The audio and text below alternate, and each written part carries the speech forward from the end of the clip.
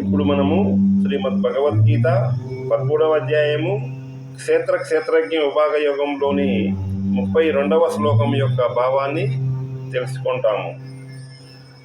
అనాదిత్వా నిర్గుణత్వాత్ పరమాత్మాయమవ్యయః శరీరస్థోపి కౌంతేయ న కరోతి న లిప్యతే. ఈ శ్లోకం యొక్క భావము ఏమనగా, అర్జున, ఆది లేనివాడు త్రిగుణ రహితుడు అయినందువలన ఈ పరమాత్మ నాశరహితుడు.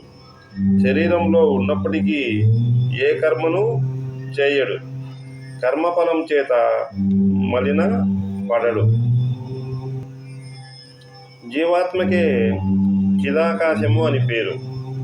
ఇది శరీరంతో సంబంధము ఉన్నట్లు కనబడినప్పటికీ ఎటువంటి సంబంధమును కలిగి ఉండదు. ఘటముతో సంబంధము ఉండి లేనట్లు కనపడేదే దానిలోని ఖాళీ ప్రదేశము. ఖాళీ ప్రదేశమునకే ఆకాశము అని పేరు. మనము కుండను తీసుకొని పోతూ ఉంటే దాని లోపలి ఖాళీ స్థలము కూడా కదిలిపోతున్నట్లు కనిపిస్తుంది. అదేవిధముగా మనము మన శరీరము, మనస్సు, ప్రాణములు అనే ఉపాధులతో జరిగే అన్ని పనులకు జీవాత్మకు ఎటువంటి సంబంధము లేదా సంగము, సంసర్గము ఉండదు. ఇది తెలుసుకున్నటువంటి పూర్ణ జ్ఞానికి కూడా కర్మలు లేవు, కర్మఫలములు కూడా ఉండవు. ఆది అనగా కారణము అని అర్థము. కారణము అనగా మనము పూర్వజన్మలో చేసుకున్నటువంటి ప్రారబ్ధ కర్మల సంస్కారముల యొక్క వాసనలు. కానీ ఆత్మకు మొదలు లేదు, కారణము కూడా ఉండదు. ఈ శరీరం అనేది ఒక దేవాలయం అయితే ఆత్మ అనేది అందులో ఉన్న మూల విరాట్లు.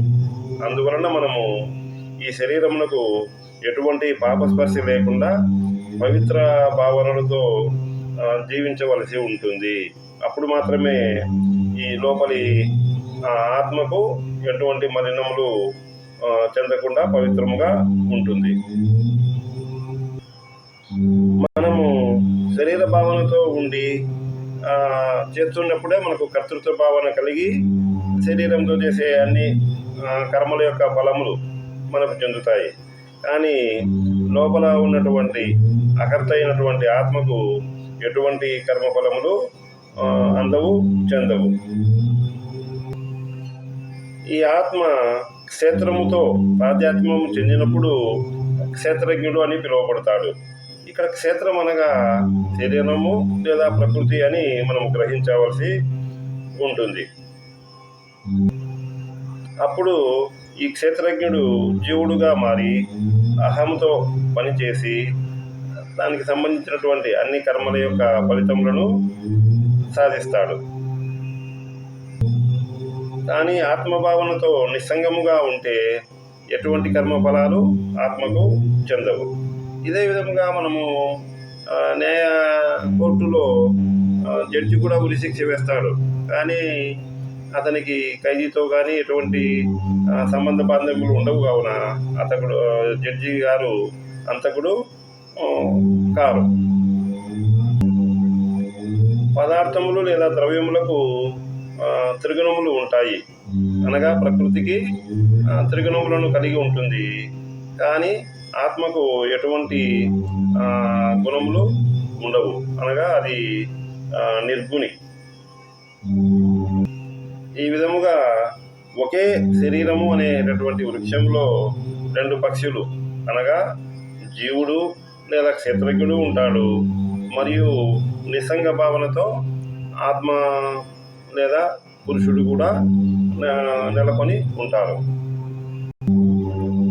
ఇదే విషయమును ఇంతకుముందు 5వ అధ్యాయము 14వ శ్లోకంలో కూడా ఈ లోకానికి కర్తృత్వాన్ని కానీ కర్మలను కానీ కర్మఫలంతో సంయోగాన్ని కానీ భగవంతుడు సృష్టించడు.